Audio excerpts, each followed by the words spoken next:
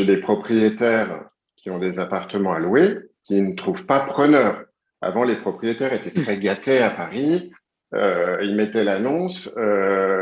Tout de suite, on avait des demandes, on faisait des visites. Et puis, en 15 jours, c'était plié, quoi.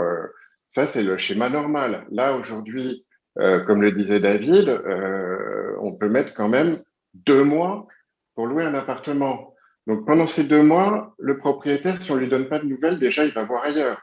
Il va aller sur les marchés de gré à gré, comme Gens de Confiance, ou Le Bon Coin. Bien sûr. Donc, nous, en période de crise, notre travail, et c'est pour ça qu'on a fait un baromètre pour leur tenir finalement un discours de vérité, de visibilité, leur donner toutes les données, et de leur dire, voilà, il y a de la demande à Paris. Mon marché, je parle de Paris parce que c'est vraiment là que je suis. Il y a un effort à faire de votre part pour trouver preneur sur ce marché-là. Voilà. Donc aujourd'hui, le marché, c'est ce qu'on dit dans le baromètre, c'est 80% de résidence principale. Donc c'est pas la peine de viser du code civil, des beaux sociétés. Il y en a pas en ce moment. Il y a plus d'étudiants, ils sont tous en visio. Donc si vous avez un studio, ça va être plus compliqué. Hein. La part des contrats de studio, c'est passé de 34% l'année dernière à 26% cette année.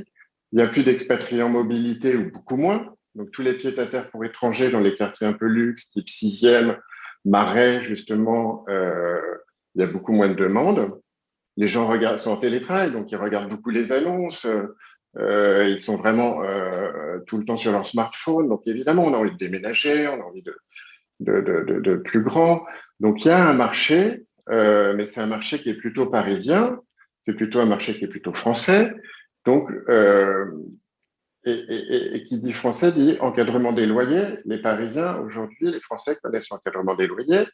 Donc voilà, je reviens à mon travail de tous les jours, de dire aux propriétaires, faites un effort, rapprochez-vous de l'encadrement des loyers.